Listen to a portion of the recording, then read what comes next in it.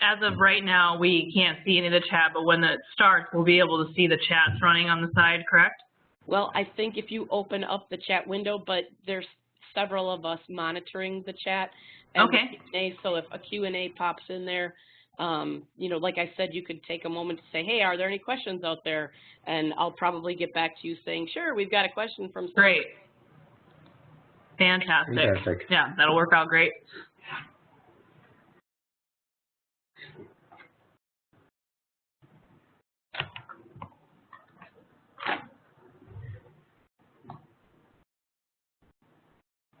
I can hold the equipment to what you're describing it. You know, where this thing is slipped. It should be on the side of it. Yeah, so this one would work for the, you can use the website up here if you'd like. Well, let me see. I can't see it. But yeah, I'm sure it is. Yeah, so if you want to get the website up there when we're doing that, you can. Okay. Yeah, I was trying to find the internet because I saw that other people were doing that. Okay. I saw that word. Yeah, and I've got that pulled up. So you just have to go to any watershed.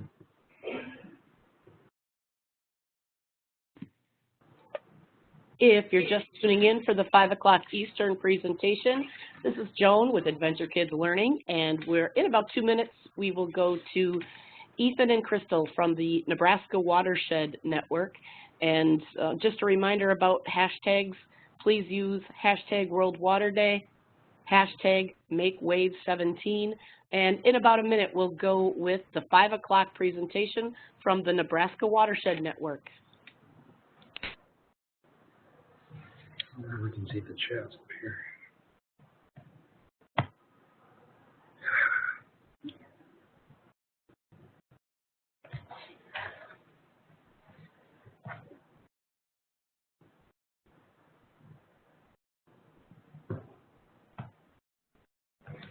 Do you think they can see the chat bubble and stuff?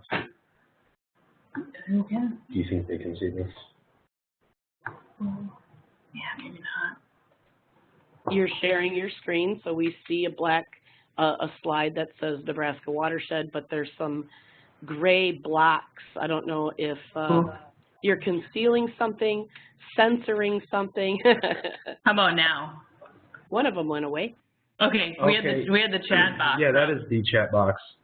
So we turned that off.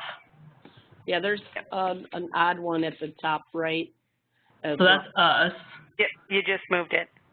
Okay. Yep. Should we just turn that completely off, or so we might want to see ourselves just for demonstration? Yeah. Another thing that you can do, I do sometimes when I'm presenting, is I have a second that I'm logged in or a second monitor, and then I can see off the side, but I just don't connect the audio on that second. Oh, okay. Well, we might want to. We can help. Small... Don't worry. Okay. Fantastic. Is that okay if we have a small little block like that? It looks fine. Okay. Okay, great. Knock yourselves out. Let's get started. 5 o'clock Eastern. This is Joan with, I almost said the Nebraska Watershed Network. I'm not even loopy. I mean, it's only been 9 hours and we still have 15 to go. But this is Joan with Ripples Make Waves and Adventure Kids Learning, and I'm so excited and pleased to introduce to you Ethan and Krystal from the Nebraska Watershed Network. I met them in Omaha through my good friend Mary with Cisco, who is a sponsor to Ripples Make Waves, and it's funny how water brings together so many people. They have a great story to tell. Thank you for being here with us, Ethan and Krystal. I'm going to mute, and you are ready to go. All right. Fantastic. Thank you, Joan. Well, as Joan said, we're really glad to be here with you guys today, and wish you all a happy Water Day. We are going to talk to you today about our organization and citizen science and how it is utilized in our everyday lives. Yes, and to start out, the Nebraska Watershed Network is a student-driven organization located on the University of Nebraska Omaha campus. And we are comprised of undergraduate student interns, and We focus primarily on citizen science, which is involving everyday people in the data collection of water quality monitoring data. All right, so and on this slide you can see our mission statement. We are student-driven. We promote water quality awareness through outreach, education, and research. So our outreach extends far beyond the reaches of our college. We will work with local schools, libraries, after-school programs, other businesses such as Wells Fargo. We have many opportunities with many organizations, and they continue over the years. This slide, you can see some of the great things we've done in the past year, some of the great partnerships over these past 5 years that the organization has been around. And I'm going to have Krystal talk to you about a couple of them. Yeah, so if you look at our collage here, we have quite the dynamic collage of pictures, and as you can see, we have a wide age range of individuals that we engage in our citizen science programs. We work with K-12 schools, we work with after-school programs, as Ethan has mentioned, and we work very closely with Girl Scouts and also community gardens. And if you look in the far left corner where there are 4 of our interns there standing in front of a very artistic mural, we're even involved with art, believe it or not. We were involved with art gallery here in town, and we were able to take some of our data collected by citizen scientists and illuminate that through art by collaborating with local artists. So we are very dynamic, and it always keeps us on our toes here at the Nebraska Watershed Network. So what exactly is it that we do here at the Nebraska Watershed Network? Our main concern here is an agrochemical called atrazine, which is used, it's the second most widely used herbicide on the corn crop in the U.S. It's also used on golf courses and lawns in order to maintain that nice green shine you see year-round. This chemical has been found to damage aquatic ecosystems and create threats to aquatic life, and as well as some small mammals and other things that may be in close proximity to these watersheds. So we are also going to talk about, as I discussed at the beginning, citizen science. And I would like for any of you who are watching right now to participate, get involved. Do any of you know what citizen science is, or who does it, or if there's a specific group of people who it's limited to? Or have any of you even been a part of a project maybe in the past? Or maybe you've been a citizen scientist and you may not have even known that you've been a citizen scientist. I'm going to bring up this chat box and we'll wait. All right. That's okay. We can do questions later too. So according to SciStarter, which is a citizen science website, a citizen scientist is someone who voluntarily contributes his time, effort, or resources towards scientific research in collaboration with professional scientists or alone. So this basically means no matter what your age, what your physical limitations, you can be a citizen scientist somewhere. And the citizen science projects that are going on in the world now are incredible. There's an opportunity for everyone. So here you can see a locust. This is actually an oriental migratory locust. Chinese scholars dating back to 500 AD had been keeping track of these locusts because they had learned that they could basically predict the weather patterns based on the size and location of these large swarms of locusts. And they started recruiting citizens to actually help them count and catalog all of these locusts. So now they have found over 1,000 years worth of this data, which still remains true, and they can actually predict current weather from these locusts that have been found in the past. A lot more modern origin of citizen scientists is the Christmas bird count, or any sort of bird watching program. Some of you guys may be familiar. There are several things like this. I'd also like to take this opportunity to highlight some other citizen science projects that we found. There are, specifically in our organization, we do what is called watershed days. Over the Midwest, in the state of Nebraska, Iowa, and Illinois predominantly, we study the watersheds and local wildlife and things. And this year we actually have an exciting new website for our volunteers to record their data on, and we are excited to show you guys that. We have found that citizen science data can be kind of a blessing and a curse. It helps to get people involved, and it allows us to do things beyond our borders. For example, the reason I came to this program, the Nebraska Watershed Network, was because I was a student in Illinois, and they actually approached our school with a project, and we were able to collaborate 2 states away. And it was a really fulfilling experience, and I decided to move out here and follow the program. But we have found that citizen scientists, sometimes they will have a negative impact on the project and they will not come back, but more often than not, we've seen that our citizen scientists are very excited to get into the project next year and even years later, depending on the project, and we change our parameters and things, so every year is a new experience for our citizen scientists. Here's a graph from our Omaha 2016 project, and I'm going to have Krystal go over this with you. Yes, as Ethan mentioned, we have projects all over the United States, but we focus primarily on the heartland. So here in Omaha specifically, we had a project in the spring of 2016, and as you'll see on the left, we have a bunch of squiggly lines with a bunch of numbers. And what you'll see there is those are actually rivers that we have outlined, some major creeks and rivers that we have flowing here through the urban and rural areas of the city of Omaha. And the numbers indicate test sites. And as you'll see, we had a total of 10 test sites. And if you look at the graph reflecting onto the right, we had citizen scientists monitor for agricultural runoff, specifically in this graph for coliform bacteria over the course of 10 weeks. We did once a week sample collection, and those citizen scientists then dropped off those samples to the Nebraska Watershed Network, and we have the proper equipment to run those samples. And it's a 24-hour incubation period, and coliforms are actually measured in CFUs, colony forming units. And what we found were a lot of the areas that were consistent tend to be the areas in which we had a lot of agricultural runoff. And as Ethan had mentioned with citizen science, there are tremendous benefits, but sometimes there are some drawbacks. But what we do to tackle those drawbacks, we do repeat testing. So that's why we had the 10-week project over once a week for 10 weeks.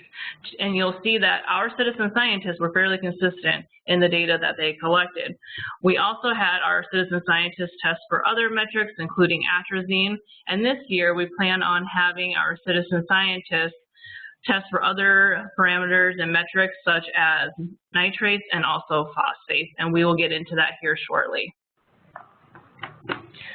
So this year we have another exciting new project which we've been fortunate enough to basically kickstart here in Nebraska. It's called NEST, which stands for the Nebraska Environmental Stewardship Task Force. And basically we are trying to create a coalition of all of the colleges and universities in the state which would utilize citizen scientists similar to the way we do in order to collect data covering the entire state. Once this project gets underway and we determine how efficient it runs, we would really like to continue to expand this project into some other states, especially here in the Midwest. Right, and as Ethan mentioned, this year this is just a pilot project. So right now we are having all of our participants, these post K-12 schools, so college and universities, we are having them test for certain metrics such as atrazine, nitrates, phosphates, and turbidity. The goal of this project is, as I mentioned, it's primarily a pilot project this year, but the goal is to tailor these community-oriented projects to the needs of their community and maybe their surrounding area. So being that we live in Omaha, Nebraska, our environmental concerns may not be the same as, say, Western Nebraska. So this year we are just focusing on purely engagement. Who's interested, who wants to get involved, and after that we would love to work with these universities on an individual level and find out what they are truly interested in, and we can also have them utilize our database management system to house all of their data. And so, as Ethan mentioned, this is just a first-year project, and we hope to continue the NEST project throughout the years. All right, so today we have some exciting stuff to show you guys. We are actually going to go through one of our own water tests, which includes testing the parameters for turbidity, nitrates and nitrites, phosphates, and atrazine. We've done multiple focus groups this year in order to perfect these beautiful little brochures that actually contain all of the metrics and all of the instructions that our volunteers will need. So we will be using these in order to guide us as we do the water tests. Correct. So, oh, sorry. So we actually, this morning went out and collected some samples, some water samples, and so this is actual water that we collected behind the university. There are some shots of me using a fancy tool here. This is a baler. So this is a receptacle for collecting water. So that, as you'll see here, there's a rope attached to the baler, and all you have to do is hang on to the end and toss it into the water, and it will fill itself up, and you can safely collect water. This is a fantastic tool for our K-12 students and anyone else who may have trouble accessing the water directly. As you'll see in these pictures, we had waders on. We are fully equipped here at the Nebraska Watershed Network to directly enter the water. However, a lot of our citizen scientists are mobilized at sites in which they have to collect from the shore or from a bridge. And so this is why we provide our citizen scientists with what we call balers. Mm-hmm. Yep. All right, so as I stated earlier, the parameters that we will be testing for this year include nitrates and nitrites, atrazine, phosphates, and turbidity. Mm-hmm. We will have a certain number of our sites test for each parameter, all of the parameters, or only a certain number of the parameters. Mm-hmm. So I'd like to talk a little bit about atrazine, which is, as I said before, an herbicide. It's used on broadleaf weeds in order to raise crop yield for corn and things of that nature. It's also used on golf courses and lawns to maintain that green color, and it has been found to act as an endocrine disruptor in fish and aquatic reptiles such as amphibians. We have done extensive research here on our own campus in the aquatic toxicology laboratory, as well as we were fortunate enough to host a speaker series featuring Dr. Tyrone Hayes, who is the foremost expert on atrazine from UC Berkeley. He studies frogs and we study fish, so it goes hand in hand. So right now, as we're speaking, I'm going to have Krystal start up this atrazine test. And these tests are very simple to use as long as you follow the instructions, which is they're time sensitive. So in order to do one of these tests, our volunteers would need simply this test packet that Krystal's holding and a timer of some sort, like a stopwatch, a wristwatch, or even their cell phone.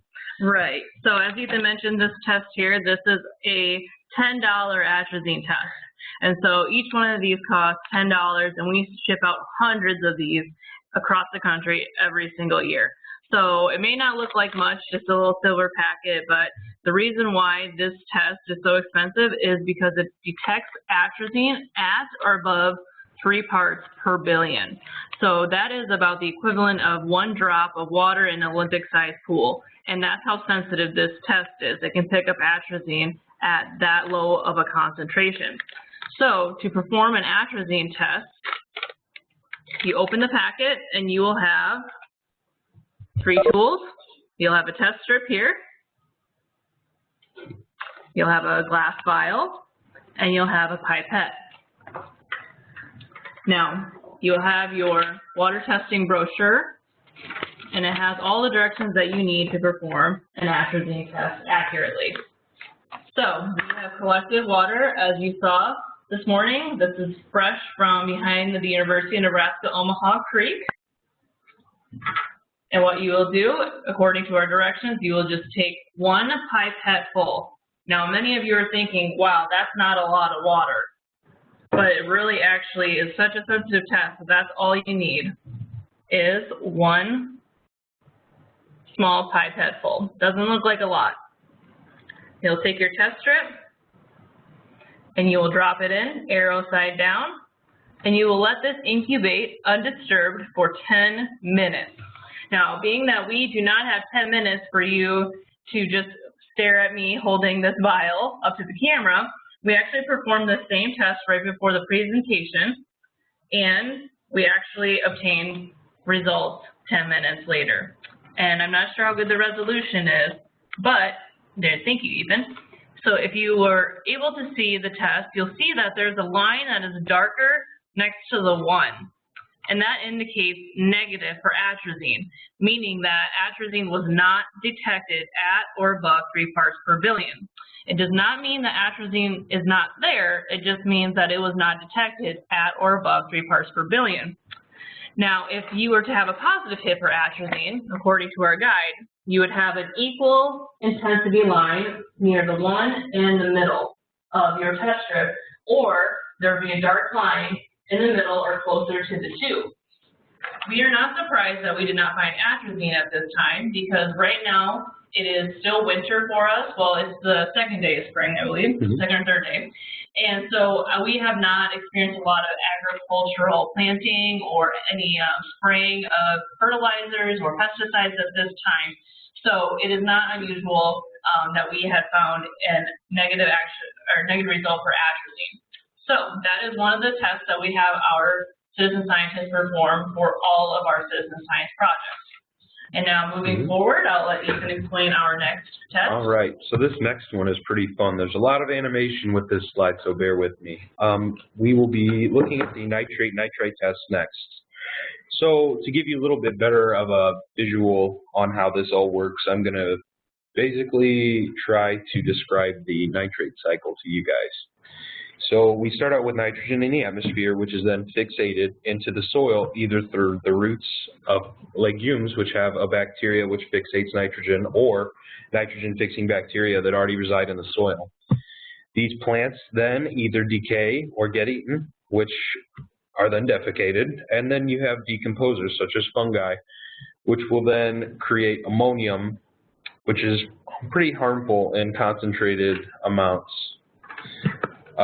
Once you have ammonium that is introduced to nitrifying bacteria, a process called nitrification takes place, and you end up with nitrites.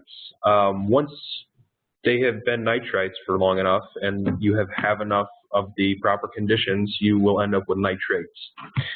Then there is a denitrifying bacteria which either sends the nitrogen back into the atmosphere, or it is then assimilated into plants, which is what we see with fertilizers and things which contaminate our waterways.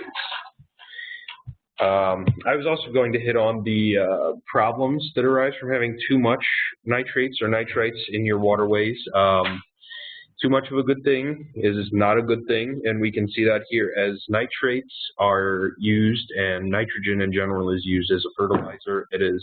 It does very well at what it does, but once you end up with a level in a waterway which is too high, you will get an algae bloom, which can cause a lack of dissolved oxygen in the water, which causes the entire aquatic ecosystem to suffer, which continues to spiral out of control. Once those dead plants and aquatic animals begin to die and decay, you end up with more ammonium and more problems. So Krystal is now going to show you guys how we run our nitrate tests. Yes, and we are lucky enough to actually have that specific panel right here on your screen. So this is another panel within our data brochure that we send out with our citizen scientists. And one thing that we strive to do with the Nebraska Watershed Network is allow anyone of any age and any professional background to participate in our projects. And to do that, we need to do our best to provide concise, clear directions. And that is what we have been truly working on this entire year. And we are hoping that our diagrams and our instructions can help create not only more accurate data, but more educational tools for our citizen scientists. So as you will see, I will need a test strip, this one right here. It has 2 pads on it. The one that's closest to the middle is going to detect for nitrites. The one on the very tip is going to detect for nitrates.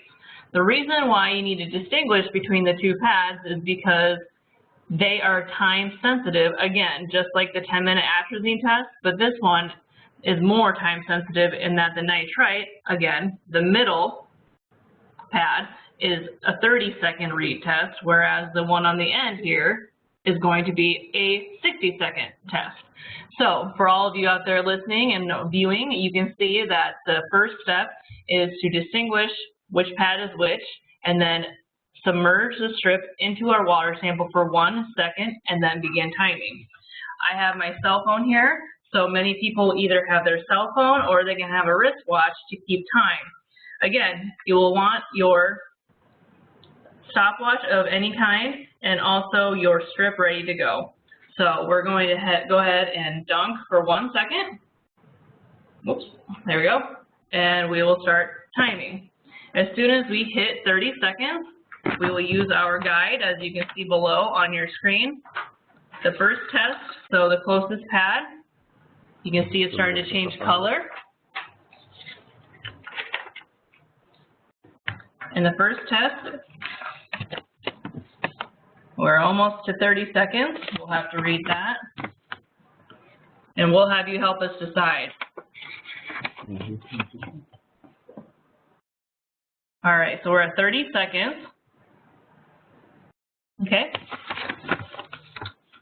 So I would say it's going to be at 0.15, and you can see that on your screen. So what we have our citizen scientists do is circle their result, and we're almost approaching 60 seconds, at which time we will read the nitrate. So as you can see, it's getting darker. And we are at time. So we are at 60 seconds now, and we'll use our chart, and we are going to go with 10 parts per million. So if you see the purple chart below, we went with 10 parts per million, which is 3 shades over from the left. So the reason why we are so adamant on telling our citizen scientists about having a stopwatch is that these pads will continue to change after their designated times. So as you can see, it's still getting darker. But according to the distributors' directions and manufacturers, we need to read at a certain time. So that is how we have our citizen scientists conduct nitrate and nitrite tests. All right, so now that we will go on to the phosphate tests, I'm going to show you guys a brief explanation of the phosphorus cycle. So phosphorus is an inorganic material which comes from rocks and things and then is made into fertilizers, and it naturally occurs in our soil. So you begin with these fertilizers and minerals that are then absorbed into plants, which are once again either eaten and defecated or simply die and rot. Once you have that, you're going to have organic phosphorus come from dead, decaying things, and from the non-organic phosphorus side, you're going to have weathering, which will wear away and erode the materials, your sediment, if you will, into soluble phosphate, which can then be used as a fertilizer and be taken up into plants to repeat the cycle, or it is lost due to runoff and erosion or soil leaching. Once again, the runoff and erosion is a lot of what we focus on here. A lot of these nutrients, if found at levels too high, do severely impact waterways. So now we will go over the phosphate test, and I'm going to have Krystal take it away. All right, so we want to be able to show you how we have our citizen scientists upload all the data to our website, so I'll go as quickly as possible. So again, you will see on our brochure, we have a small little snippet there for you on our PowerPoint presentation, and if you read the directions, if you're able to see, it says to dip the single pad, so this one only has 1 pad compared to the 2 pads for the nitrate test, and you will submerge for 5 seconds and keep the strip level for 45 seconds. And again, you'll want a stopwatch on hand, and all of our citizen scientists conduct these tests in the field. So again, we have our water sample, and we're going to count to 5. 1, 2, 3, 4, 5, and I will start my stopwatch. So now we have our timer going. And as you can see, we're already getting a darker color. So it looks like we will have some presence of phosphates And phosphates are measured in parts per million. So atrazine was parts per billion, nitrates were parts per million, and again, for phosphates, we have parts per million. So very sensitive tests that we have our citizen scientists utilize out in the field. And again, as you can see, our instructions are as clear and concise as we can make them. We even have diagrams to help guide our citizen scientists. And again, this is so we can have as accurate data as possible. And we have hit our 45-second mark. So if we look at our guide, we'll see, I'll try to make this as good as possible. Looks like we are at approximately 5 parts per million. So as a citizen scientist, I will circle what I believe is the correct corresponding color and measurement for phosphates. Perfect. All right, now we're going to go on to turbidity, and due to time's sake and simply the mess that it makes, this is a test you're going to want to do outside next to your water, but this is what's called a turbidity tube. We've actually partnered up with the engineering department here, and we are working with them. They have actually built these tubes for us. So what this is a tube which is graduated by centimeters on the side rather than milliliters or anything else, because there's a specific reason. At the bottom of this tube, Krystal's going to show you there's what's called a Secchi disc, which is a black and white disc that is divided into quadrants. And this has a very specific shade of black and a very specific shade of white. These are used by people who work in the industry or even just are enthusiastic about the outdoors, who want to determine the turbidity of water. And turbidity is a measurement of the clarity of water. So think about smoke and how if the air is smoky, it's harder to see. If the water has a high turbidity level, it's harder to see through. Turbidity is a measure of the light that will pass through the water. Yes, and so if you were to perform a turbidity test, which those pictures of myself from earlier this morning were pictures of me performing a turbidity test, you would take your water sample that you would collect with your baler, and you would fill up your turbidity meter until it was completely full, at which time you would release the clip and water would slowly start to come out the bottom of your turbidity meter. You would then look down with your eye, and the water would go lower and lower and lower, and as soon as you can clearly see the Secchi disc at the bottom, the black and the white quadrants, that is when you would plug the turbidity meter and you would measure up the centimeters, and there is a calibrated formula in which we use that's built into our website that will measure it in NTUs. All right, so now we get down to the age-old question of how do we record data and store it, basically. So in the past, we've attempted several things with our citizen scientists, ranging from postcards to hand delivery of materials such as test strips. And we've never quite accomplished a full, perfect season without any slip-ups. So this year, we've actually developed our own website and created this third step. So rather than performing the tests, recording the data in the brochure, and having a physical document that needs to be transferred through us either through the mail or by hand, we've actually developed a website which will allow us to store and keep track of data both spatially and in a spreadsheet format. Correct. And so now we will show you, I get into the website. Okay. We're going to show you our website. All right. And each citizen scientist is assigned a username and password. And what will happen with our citizen scientists, since we don't want anyone on this website with malicious intent to either mess with our data or anything like that, all of the citizen scientists who are part of the project will be contacted by us and given a temporary password in order for them to log into the account for the first time. From there, they can fill out all their personal information and create a new password. Correct. And so I have created a fake project just for this special event, Ripples Makes Waves. And so if you are a participant in a citizen science project labeled Ripples Makes Waves, you would be able to actually add your results. So everyone who is given a data brochure, who has completed it to the best of their ability, will record their data. So very quickly, I will use a latitude and longitude, and I found this when I was out in the field by using my maps feature on my iPhone. So if you scroll up, we were at Elmwood Park, and it gives you the latitude and the longitude of your location. And the reason why we need the latitude and longitude is because that is how accurate we want our data to be.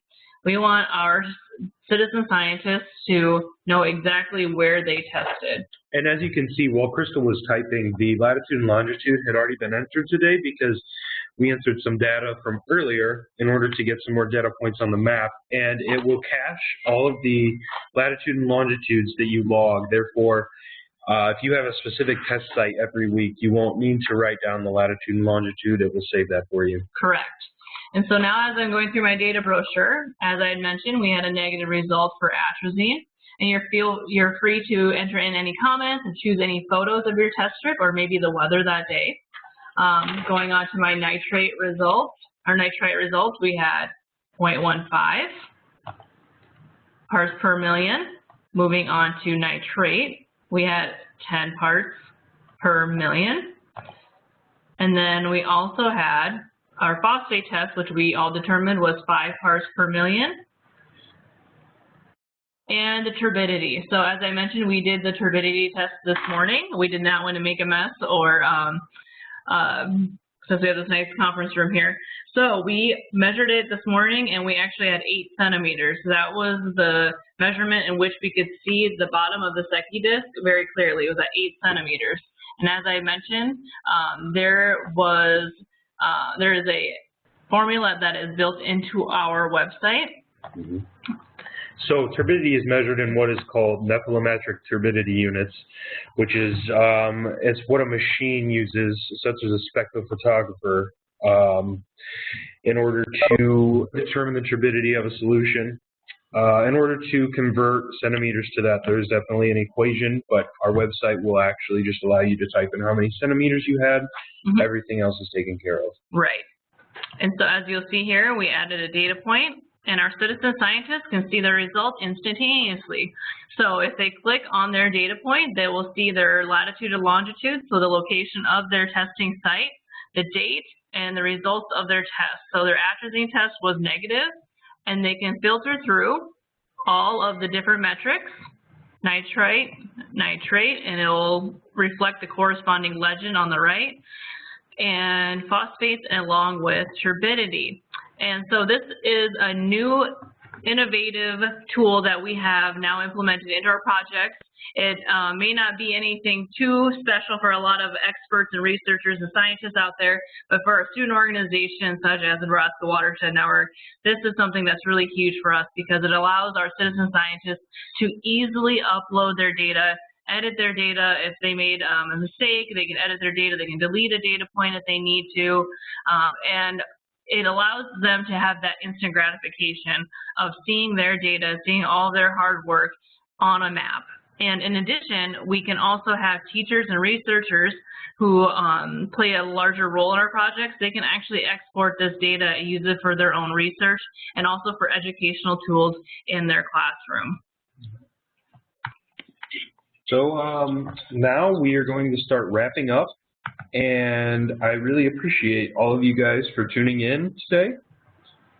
And now we'll take any questions. So thank you again for listening and tuning in. I know that was a lot of information in a small amount of time, so we would love to answer any questions that you may have out there. Good timing, because there is one. And the question was this research gathered prior to this initiative? Or did the Citizen Science Initiative really start the beginning of the data? That's a great question. So when we started about 5 years ago, to be quite honest, we really didn't know who we were. We didn't know what the Nebraska Watershed Network meant. We were given a research station, and we said, what should we do with this station? We could use it for a small group of students, so undergraduate students or graduate students interested in physical science, and they could use that for experiments and all that, but that doesn't mean anything unless we're engaging the community. And so we actually started out as a very small research-oriented group, and we have now expanded into citizen science. So if that answers the question, the science came first, the more scientific research on a very small level, but then we realized we needed to really engage the community, and it doesn't mean anything to collect data or to conduct research unless you're educating the community on what's important and what's going on in their waterways relative to their community. Super. Some great comments in here, great information. I personally love how you employ normal people, you know, to be able to be part of your team. So that's huge. That's really one of the values we want to hit home today, is that no matter your age, we've worked with people ranging from kindergarten retirees to retirees. Yeah, and everybody wants to get involved. If your age, your size, your shape, there's a place for you somewhere in citizen science. Yep, and that's our goal, is to engage people of all professional backgrounds. We have corporate bankers that volunteer for us. We have, you know, K-12 students. We have everyone, and that's our goal, is to allow everyone the opportunity to participate in such a global conversation of water quality, and not only just listen to what is going on, but actually be a part of the change. And we're an organization of 4 people, and we engage hundreds of people every year, and that speaks volumes to the impact people can have on making change, not only in the state of Nebraska, but throughout our country. And we're very proud of all of our citizen scientists, and we have the utmost respect for them, and we're endlessly thanking them for all of their hard work. And it's a perfect example of how a little ripple can make a big wave. I mean, another quote that I like to use pretty regularly is, individually we are one drop, but together we're an ocean.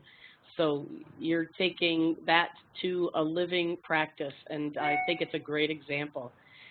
So that's it for questions in the chat and in the Q&A. If you want to wrap it up, I want to take an opportunity to say thank you for being part of Ripples Make Waves. It's the first one. We're breaking ground here, and we're pioneers, so I'm super excited and happy that you were a part of this. So thanks very much. Well, thank you, Joan, for having us. We really appreciate it, and thank you all from all over the world who decided to tune in and hear about our small student organization here at the University of Nebraska Omaha. So thank you. And just for everybody that's tuned in, we are recording every session, so you'll be able to go back to it and look at it. We did have a question about our Spanish-speaking sessions. Will they be translated into English? And unless Sarah has a lot of time on her plate, which she doesn't, we did not have that in the plan to do so. But knowing how important it is to have multicultural audiences, and this summit is accommodating a worldwide audience. World language is just part of it. So I appreciate the question, but unfortunately, well, unless the person who asked that question, who is still online, we actually have a repeat session as we look further into the schedule of Ripples Make Waves, because at 5 o'clock a.m. we have a program called What Happens to Your Poo in English, and at 6 o'clock we have What Happens to Your Poo in Spanish. So it being the first year, we weren't sure how many Spanish-speaking audience members we had, so that particular speaker is accommodating us with a double presentation. But hey, it's the first year. We'll take suggestions and ideas for next year, most definitely. So thanks, Krystal and Ethan and the Nebraska Watershed Network. We'll probably go quiet for a few minutes because we have a 6 o'clock Eastern program set up for you, a presentation, and that is with the organization called Earth Echo and their leadership council, so young people making a big splash. So hang on, at 6 p.m. Eastern, we start with a presentation by Earth Echo. Last reminder that our 9 p.m. Eastern presentation, which is a live dive in an aquarium, is going to have a separate URL. So I know when you registered, you received a URL to participate in this. once you registered, we got your email. So an email was sent out with a new URL to participate in that 9 o'clock presentation. But if you forget and you pop in here, we'll give you that URL to redirect you. Thanks, Nebraska Watershed Network. And thank you. Mary from Cisco for introducing me. Absolutely. Thank you, Mary. Absolutely. Thanks, you guys. Thank you. Have a good day.